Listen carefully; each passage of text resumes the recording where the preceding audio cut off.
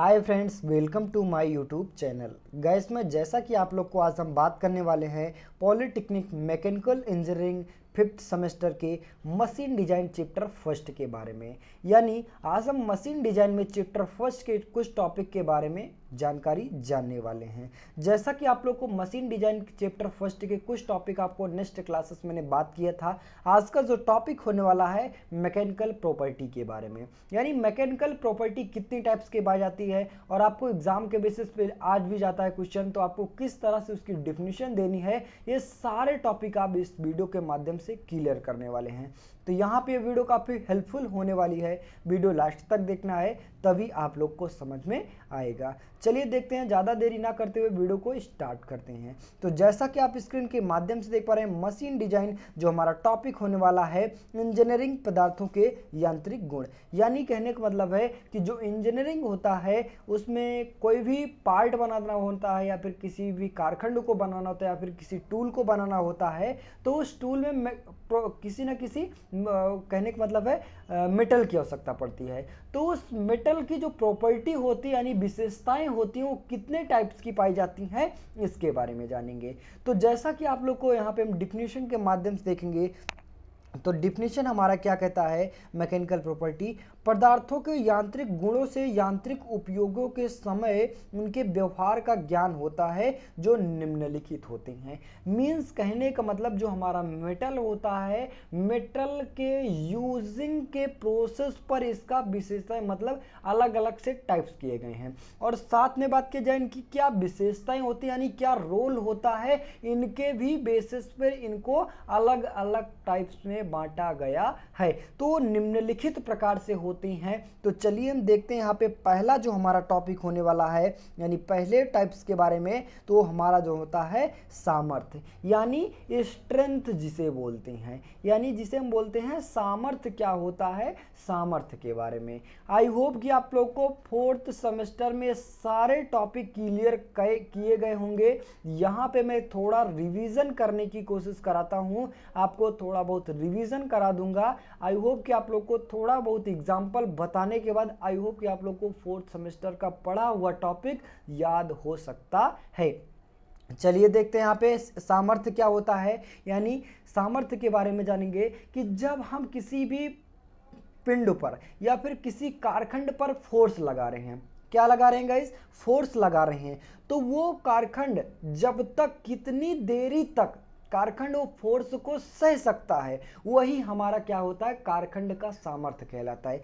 Mean suppose that आप मान लीजिए यहाँ पे कोई भी बड़ा सा पत्थर रखा गया है या फिर कोई भी कारखंड वर्क पीस रखा गया है। अब इस वर्क पीस पर क्या किया जाए, फोर्स लगाया जा रहा है। क्या लगाया जाएगा गाइस, फोर्स लगाया जा रहा है। तो यहाँ पे ये क्या होता है, हमारा कारखंड यानी वर्किंग प्रोसेस क्या है हमारा स्थिर किया गया है।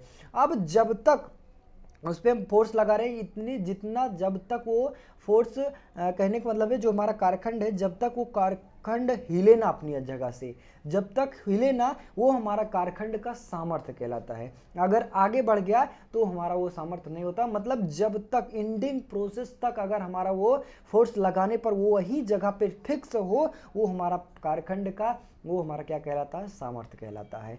यानी हम कह सकते हैं, आपको डिफिनीशन लिखने के लिए बोला जाए तो डिफिनीशन आप लिख सकते हैं, तो पदार्थ का वह यांत्रिक गुण जब किसी कारखंड पर फोर्स लगाते हैं तो उस कारखंड के अधिकतम सहने की क्षमता को हम क्या कहते हैं, सामर्थ्य कहते हैं। चलिए नेक्स्ट टॉपिक की बात किया जाए, कड़ापन भी हमारा वही होता है, सामर्थ्य के बेसिस पर ही कड़ापन होता है। यहाँ पे कहने का मतलब हुआ कि जब हम किसी कारखंड पर फोर्स लगा रहे हैं तो अपनी आकृति को ना परिवर्तन करें। मीन्स कहने का मतलब है कारखंड पे अगर हम कोई भी कारखंड पर फोर्स लगा रहे हैं, किसी भी तरह से फोर्स लगा रहे हैं या फिर उसे खींच रहे हैं, तनाव लगा रहे हैं या फिर कहने का मतलब है संपीड़न लगा रहे हैं, किसी भी तरह से अगर फोर्स लगा रहे हैं तो फोर्स लगाने पर जब तक वो कारखंड अपनी आकृति या आकार में परिवर्तन नहीं होता है वह कारखंड का कड़ापन कहलाता है। आई होप कि आप लोग को कड़ापन भी समझ में हो गया। नेक्स्ट बात किया जाए प्रत्यास्था, यानी कहने का मतलब हुआ प्रत्यास्था क्या होता है, प्रत्यास्था के बारे में जानेंगे। इसे हम कह सकते हैं इलास्टिसिटी। आपको यहाँ पे कंफ्यूज करने के लिए क्वेश्चन पूछा जा सकता है, इलास्टिसिटी और प्लास्टिसिटी में क्या डिफरेंट यानी अंतर होता है, और वहीं पे आपको हिंदी में भी पूछा जा सकता है प्रत्यास्था और सुगठता में क्या अंतर है। काफी बच्चे इसमें कंफ्यूजन होते हैं कि यहाँ पे सुगठता को क्या कहते हैं, इलास्टिसिटी यानी प्रत्यास्था वाली की डिफिनेशन लिख सकते हैं, और प्लास्टिसिटी को इलास्टिसिटी के डिफिनेशन लिख देते हैं। काफी बच्चे इसमें कंफ्यूज होते हैं। तो यहाँ पे बात किया जाए आपको दोनों टॉपिक के बारे में समझना है, यानी प्रत्यास्था को हम क्या कहते हैं, इलास्टिसिटी। इलास्टिसिटी की डिफिनेशन हम किस तरह से लिखेंगे, पदार्थ का वह यांत्रिक गुण जब हम किसी कारखंड पर फोर्स लगा रहे हैं, फोर्स जब तक लगा रहे हैं वो अपने आकार में परिवर्तन तो हो रहा है, जब हम फोर्स अपने पुनः वापस यानी हटा लेते हैं तो पुनः वह कारखंड अपने आकार में पुनः आ जाता है, वो पदार्थ का प्रत्यास्था गुण कहलाता है। नेक्स्ट बात किया जाए सुगठता। सुगठता जस्ट इसका अपोजिट होता है आपको, जैसे कि मैंने बताया अगर किसी भी कारखंड पर फोर्स लगाया जाता है तो फोर्स हटाने के बावजूद भी क्या होता है, वो अपने आकार और आकृति में नहीं आता है, वो पदार्थ का सुगठता यांत्रिक गुण कहलाता है। नेक्स्ट बात किया जाए वहीं पे आता है नंबर 5 का तन्यता आता है।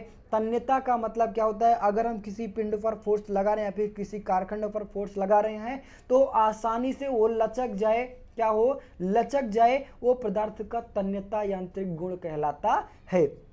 नेक्स्ट बात किया जाए आघात वर्धनीयता। आघात वर्धनीयता आपको डिफिनीशन के माध्यम से जैसे कि मैंने बता दिया कि यहाँ पे आघात वर्धनीयता की डिफिनीशन हम किस तरह से लिखेंगे कि जब हम किसी पिंड पर फोर्स लगाते हैं, क्या लगाते हैं गाइस, फोर्स लगाते हैं, तो फोर्स लगाने पर वो बड़े बड़े चादरों के रूप में परिवर्तन हो जाए। मींस यहाँ पे बात किया जाए कोई भी कारखंड यानी वर्कपीस ले लिया जाए, उस पर फोर्स लगाया जाए, क्या लगाया जाए, फोर्स लगाया जा रहा है, तो उसकी आकृति क्या हो जाए, बढ़ जाए, वो क्या होता है यानी ये पतले चादर के रूप में हो जाए, वो पदार्थ का आघात वर्धनीयता कहलाता है। नेक्स्ट टॉपिक की बात किया जाए भंगुरता का मतलब क्या होता है। भंगुरता जैसे कि आप लोग को कोई भी भंगुर का मतलब क्या होता है, छोटे छोटे। भंगुरता का मतलब क्या होता है, कारखंड पर अगर हम फोर्स लगा रहे हैं तो छोटे छोटे टुकड़ों के रूप में परिवर्तन हो जाए, पदार्थ का भंगुरता यांत्रिक गुण कहलाता है। नेक्स्ट टॉपिक की बात किया जाए चीमड़पण, तो चीमड़पन भी आपका कठोरता और सामर्थ्य के बेसिस पर ही आता है। ये क्या होता है कि कहने का मतलब है अपने आकृति और आकार को बनाए रखने की प्रक्रिया को हम क्या कह सकते हैं, चीमड़पन कहलाते हैं। चीमड़पन का मतलब क्या होता है, अगर ज्यादा फोर्स लगाया जाता है तो बीच बीच में क्या होते हैं, दरारें बन जाते हैं। क्या बन जाते हैं, दरारें बन जाते हैं। तो जब तक वो हमारा कारखंड अपने फोर्स को सह सकता है, वो पदार्थ का यांत्रिक गुण चीमड़पन कहलाता है।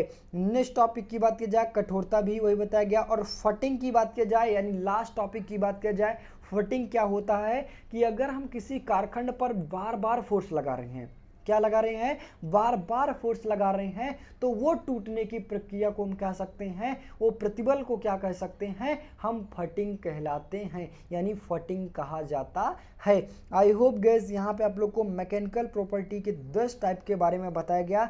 आपको एग्जाम के बेसिस पे किस तरह से कुछ क्वेश्चन पूछा जाएगा, किन्हीं 10 मैकेनिकल प्रॉपर्टी के बारे में विस्तार कीजिए, या फिर किन्हीं मैकेनिकल प्रॉपर्टी क्या होती है, किन्हीं 5 के बारे में आपको डिफिनीशन देना है। ये आपका 5 नंबर का क्वेश्चन हर बार रिपीट होने वाला क्वेश्चन है।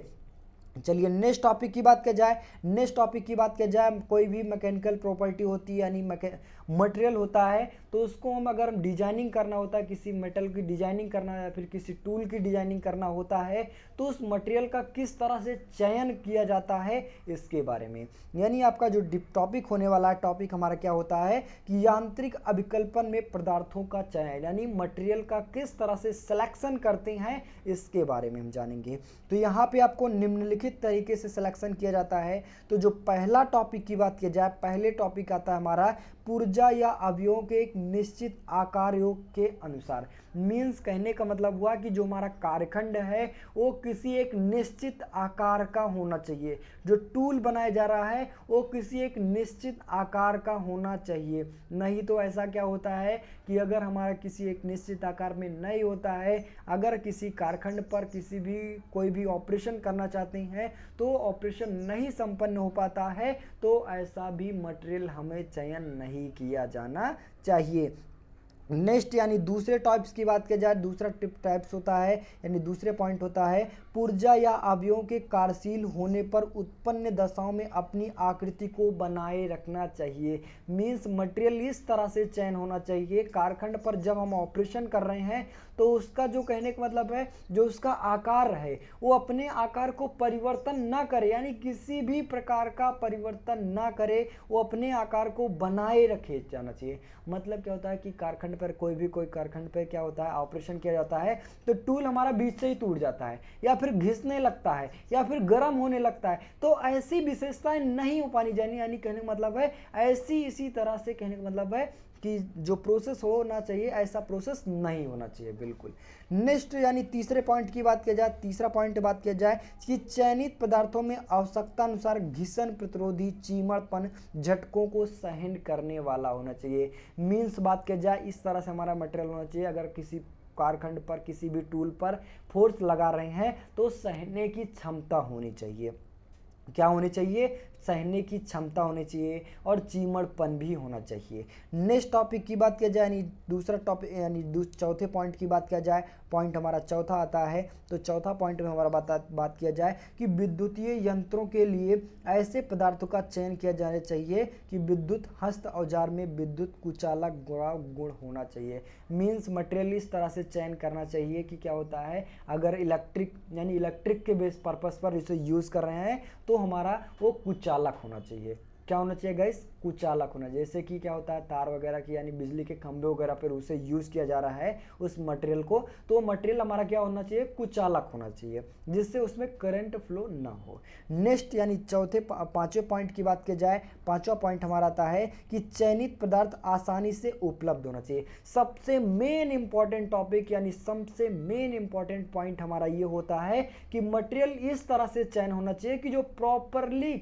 कहीं पे भी उस मटेरियल को मिलने वाला होना चाहिए। बाय द वे क्या होता है एक बार हम किसी मटेरियल का चयन कर लेते हैं तो मटेरियल हमारा मिलता नहीं है, तो इस तरह से मटेरियल का चयन नहीं किया जाना चाहिए। नेक्स्ट बात की जाए यानी छठे पॉइंट की बात की जाए, चयनित पदार्थों का मूल्य भी कम होना चाहिए। जो उसका प्राइस होता है वो जो सेलिंग प्राइस होता है वो काफी कम होना चाहिए। बाय द वे क्या होता है कि अगर हम कोई भी वर्कपीस को कोई भी कारखंड को बना रहे हैं वो हमारा 100 रुपए में यानी कितने रुपए में? 100 रुपए में बिक रहा है और उसके आकृति और आकार के अनुसार, और उसमें जो मटेरियल लग रहे हैं कम से कम 200-250 रुपए के लग रहे हैं। तो क्या होना चाहिए कि ऐसा मटेरियल भी हमारा ऐसा जो वर्कपीस है वो बिकने वाला भी नहीं होना चाहिए, मतलब बिकता भी नहीं है। तो कहने का बात किया जाए कि जो उसमें पार्ट यूज किए जा रहे हैं वो काफी सस्ते होने चाहिए।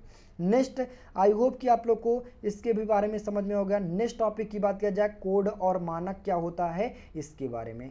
कोड और मानक जैसे कि आप लोगों को काफ़ी मोस्ट इंपॉर्टेंट है गैस एग्जाम के बेसिस पे, कोड और मानक क्या होता है, इसकी विशेषताएं क्या होती हैं, इसके बारे में हर बार क्वेश्चन पूछा जाने वाला है, हर बार क्वेश्चन पूछा गया है।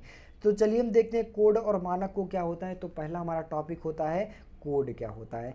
तो कोड को देखेंगे डिफिनीशन के माध्यम से। तो डिफिनीशन हमारा क्या कहता है, किसी उत्पाद प्रणाली अथवा अवयव के विनिर्माण अथवा अभिकल्पन, विश्लेषण अथवा टेस्टिंग के विशिष्टियों के रूप में एक सेट विधि को ही कोड कहते हैं।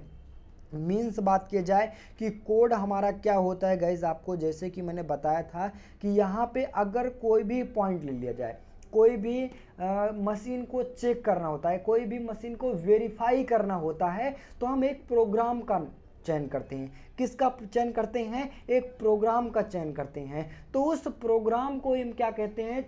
कोड कहलाता है। यानी कोड हम कह सकते हैं बाइनरी हो सकता है या फिर कोई अक्षर हो सकता है, कोई शब्द हो सकता है जिनके द्वारा उस टेस्टिंग को वेरीफाई कर सके यानी चेक किया जा सके। तो आई होप कि आप लोग को कोड भी समझ में होगा। नेक्स्ट टॉपिक की बात की जाए, मानक हमारा क्या होता है। मानक देखेंगे तो मानक को डिफिनीशन के माध्यम से देखेंगे। तो डिफिनीशन हमारा क्या कहता है कि मानक किसी संस्था अथवा संगठन द्वारा परिभाषित एक विशिष्टियों का सेट है जिसका अनुपालक एक अवयव या प्रणाली के उत्पाद के विभिन्न लक्षणों को करना चाहिए। मीन्स बात किया जाए मानक हमारा यानी जिसे बोला जा सकता है मेजरमेंट, जिसे बोला जा सकता है मानक हमारा क्या होता है, इसका उद्देश्य क्या होता है, किसी भी कारखंडों की तुलना करना क्या होता है, या फिर नापना या फिर जोखना जिसे बोला जा सकता है। अब ये मानक हमारा 3 टाइप्स के पाए जा सकते हैं। पहला हमारा आता है कंपनी मानक, दूसरा आता है हमारा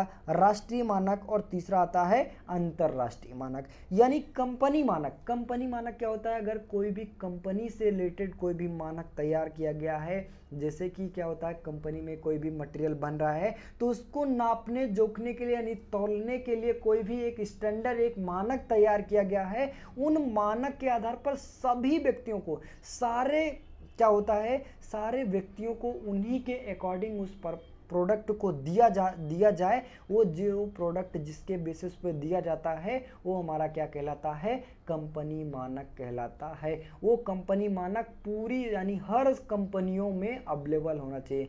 सपोज दैट आप लोग को माने जैसे कि बताया गया किसी भी कंपनी आटा की कोई भी मटेरियल की ले लिया जाए, कोई भी मटेरियल को ले लिया जाए, अगर 5 केजी का बनाया गया है आपको एक कटोरी के बेसिस पे या फिर कहने का मतलब है एक मानक स्टैंडर्ड के बेसिस पे बनाया गया है, तो वही मानक हमारी हर कंपनी में भी अवेलेबल होना चाहिए, तो अभी तो हमारा कंपनी मानक होगा। नेक्स्ट बात किया जाए राष्ट्रीय मानक, तो राष्ट्रीय बेसिस पे जिस कारखंडों को क्या किया जाता है, मेजरमेंट किया जाता है यानी तुलना किया जाता है, जिसकी विशिष्टताएं अपनाई जाती हैं, वो हमारा क्या होता है, राष्ट्रीय मानक। अब अंतरराष्ट्रीय मानक भी हमारा यही टाइप का होता है।